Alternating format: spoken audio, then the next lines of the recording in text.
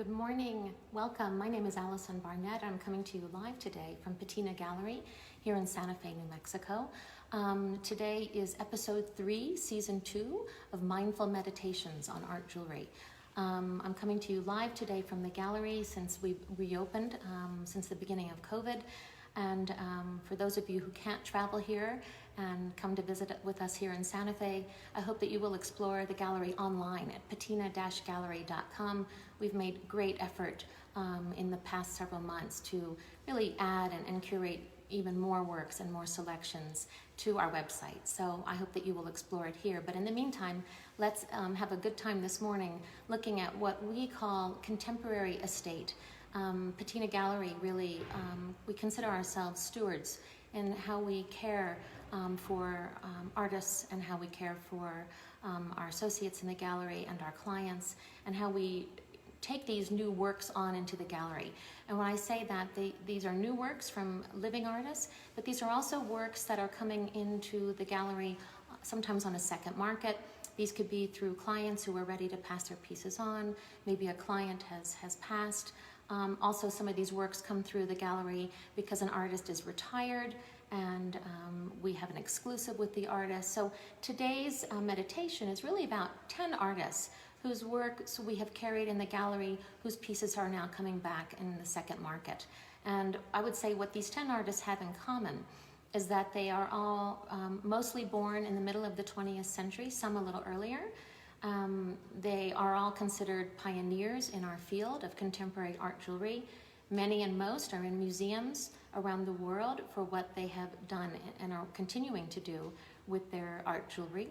And so without further ado, I'd like to show you the pieces that I have brought forward to share with you today from many of these artists. So let me just grab the camera and turn this around so you can see what I'm referring to. So I'm going to start with the works that are here and represented here. One of our living artists today is Peter Schmid, and we just finished our 20th exhibition with Peter here in the gallery.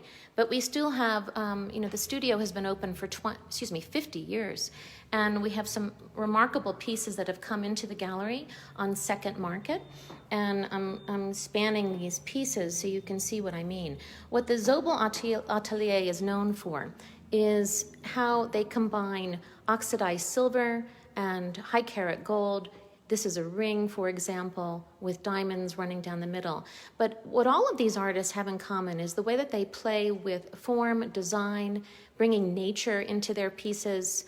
And Peter Schmid of Atelier Zobel really is no different. This is a great example here of bringing unusual material. We have a line of 6 uncut raw diamond cubes running straight vertically down the center line, and then platinum dust that sort of echoes the color of these natural diamonds on a plane of high carat yellow gold. So really playing with the field of color. It's quite beautiful.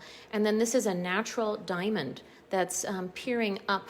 So when this is on the hand, you really get to see the sort of the tension between these forms and the shape of this ring, the shape of this ring. I'm going to take it off of the stand. As it comes around the finger. And you really get to see that diamond and the tension there. Also then playing with, this piece is called Sun and Moon, and it's platinum with black diamonds, and then the sun is the high carat gold with the white diamonds on a field of oxidized silver and what we like to call a ripple ring, and that's a beauty. In the middle here, I've got some more pieces that are exploring color. So we have a beautiful mandarin garnet, and this is by the famed Moonsteiners out of Germany, and this is set on a field of 22 karat gold, again, and oxidized silver with diamonds, lovely apricot moonstone. And you can see these combinations of the grade silver with the gold really is just striking in contrast. And I love how there's a great play, different artists that I've got on this tray, but a play of color. I'm going to move on actually to what I have in the corner here. These are pieces by Pat Flynn. And Pat is in upstate New York, and the dichotomy pieces is what really attracts me to what he's doing. So he's taking iron that he's forging, and there's a rich and beautiful warmth to the surface of the iron that he's then oxidizing. And then he says when he's fusing the gold to the surface, in this dust of gold, he says there's a magical moment when the gold will fuse itself to the iron. And not a very difficult process, because as you're heating the iron, it really gets dirty quickly. And the gold, and to fuse anything to it, is very difficult. But he likes to take these disparate elements. So we've got a really fine Australian opal that he has bezel mount and set in the height of this sort of boat-shaped or canoe-shaped brooch. And then the ends that are finished with high carat gold. So, these disparate elements and all coming together, very sort of architectural.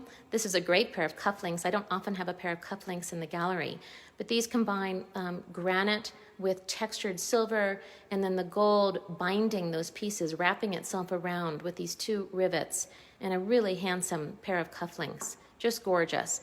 And I'll just move to the back side of this case to show you a few more pieces from Atelier Zobel.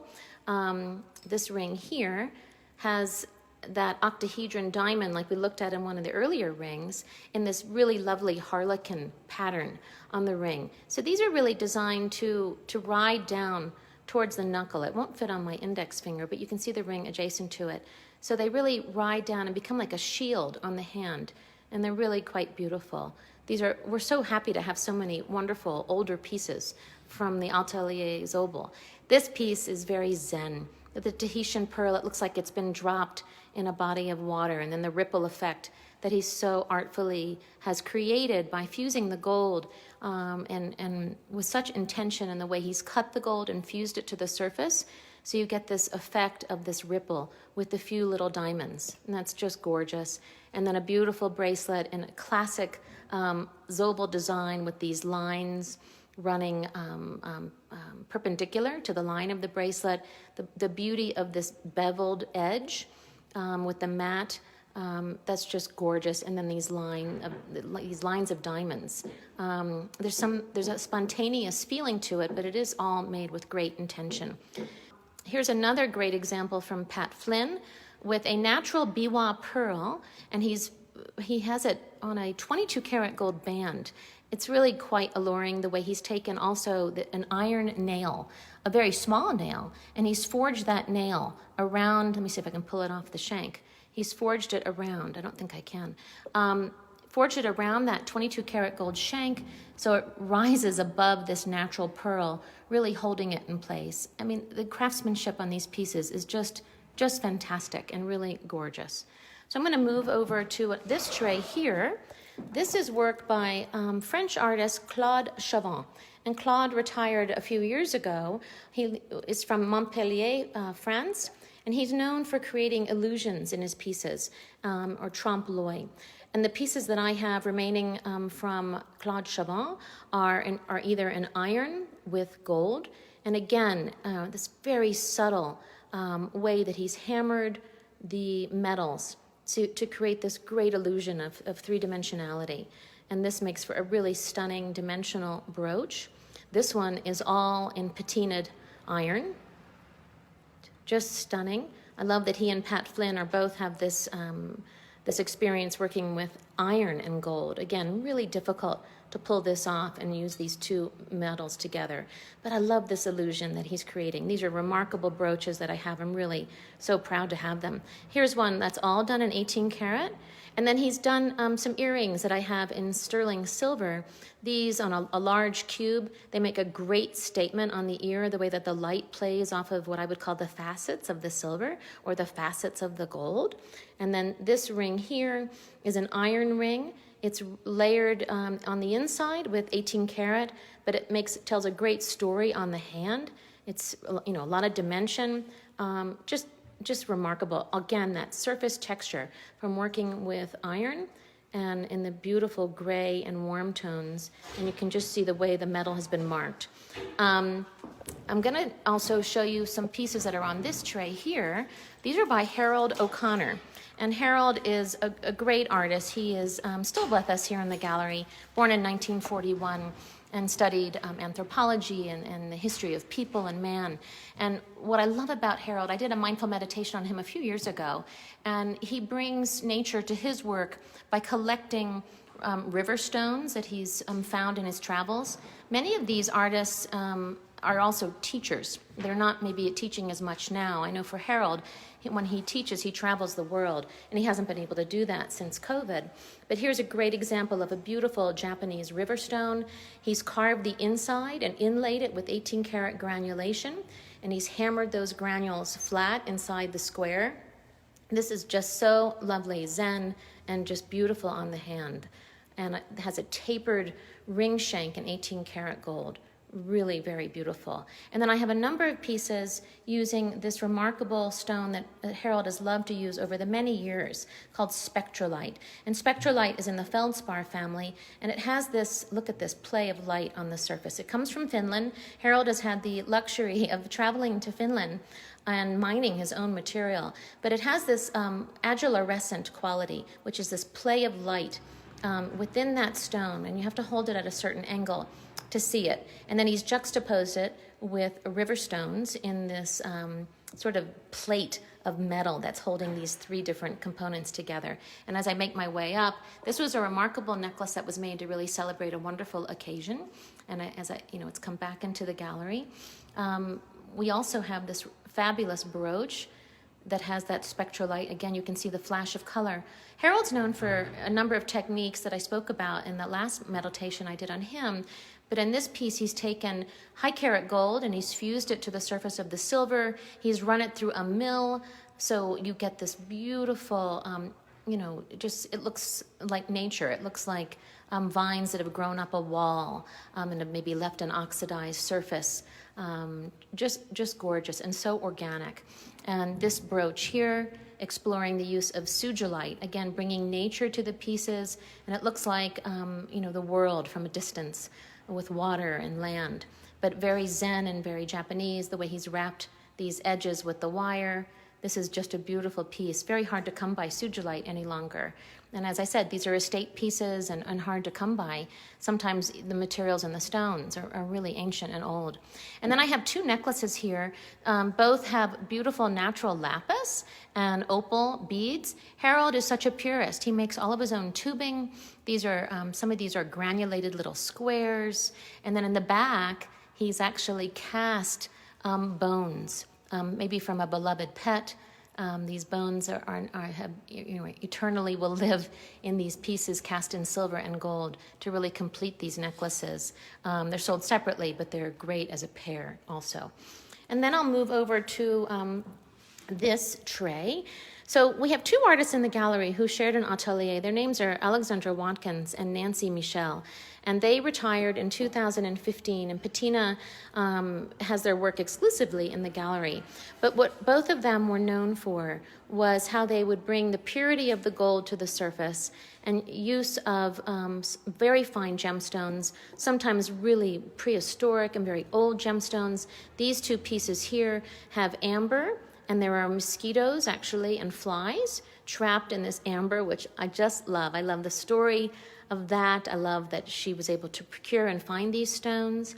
And they're also known for the way that they will set these stones in the metal, to not take away from the beauty and the majesty of the stone, but to really let the light come through these magnificent examples. We have opal, mostly in sapphire, in this brooch, and the way that they've really held these stones in the metal, and then these designs sometimes that will bring us back. They look like they could be prehistoric in nature. Great stones with these natural crystal forms here. We love having their pieces, and one of the pieces that we emphasized for this week was a piece, and I'm going to turn the camera just for a second. Hold on. I think I pressed the wrong thing. Yes. So it's the necklace that I'm wearing called Jade Stream. And hopefully the light isn't too strong or intense on this piece. But these are jade pendants all set. It's very Gustav Klimt, the way they're all falling down and they jingle and they move. So this is a remarkable piece that's come in second market that was made by Alexandra Watkins. And I'm going to turn the camera back around. One of my best friends who passed away in 2001 one was a remarkable artist named Carrie Adele. And I have two pieces from Carrie in the gallery. She was known for making touchstones, and I love that word. This touchstone, she played with a Japanese alloy called shakudo that was copper and gold, and inlaid it next to white gold and yellow gold with diamonds. And I believe it's a blue topaz. This piece is reversible, so there's pattern on both sides. If we took our tag away, you would see that. And then she would put a hole in these pieces to allow you then to wear this around the neck on a chain or wear it as a brooch. She was a remarkable metalsmith. She would often write haiku on her pieces, and one of my favorite quotes and haikus that she wrote really that speaks to where we are now, even though she died so many years ago. But one of her haikus is, "The earth speaks for itself. We do not listen, heeding our own greed as though we had another place to be." Carrie she's greatly missed for the thought and the intention that she brought and how she made her pieces. This piece using a really beautiful agate with these triangle lines in the center, and then taking her metalwork and creating these, it looks like a wonderful pebble that she has set in what she's done. It's called mokomagane, which is the layering of these different metals on a triple strand of pearls, so that you can wear this beautifully around the neck. And then I have a single piece here by Jeff and Susan Wise. Jeff and Susan are still with the gallery. And like Carrie and like so many of these other artists, again, it's about pulling natural stones. And in this case, they've inlaid palm wood and mother of pearl and inlaid opal next to that. And then creating a feeling in this piece really that resembles what's happening in nature in the other side. So for us at Patina, we really feel like we are stewards in the way that we hold these pieces dear to us, wanting to share them with you, and so that we give an opportunity for these pieces to have a second life, and to come back into the marketplace and be rediscovered with great love. And we hope that you agree that it's just a beautiful and marvelous collection of works, and you can explore them online by going to the website patina-gallery.com. We also have a couple of pieces by our wonderful Claire Kahn that have come back into the marketplace, and just remarkable pieces with Japanese glass beads and gemstones, and just the whole play of how these pieces all make a relationship together. You know, this necklace with these earrings is just remarkable and just gorgeous, and they can all go together. So I hope that you all have enjoyed what I've tried to bring forth this morning, sharing our contemporary estate with you, wherever you are in the world. And I hope that you will visit with us online and on social media. We're on Instagram and on Facebook and Twitter and Pinterest, and of course our website. We're always here for you and available by email. So if you have any questions about any of the pieces that I shared with you today, please reach out and let me know. I'm happy to share these with you, of course. And tune in 2 weeks. I'll be coming to you live once again as we explore one of our artists in the gallery who comes from New Mexico. And she's a ceramic artist. Her name is Gretchen Ewert. So again, thank you for tuning in. I really appreciate it. And thanks for commenting and for watching. And I'll see you next time. Take care. Stay healthy. Bye-bye.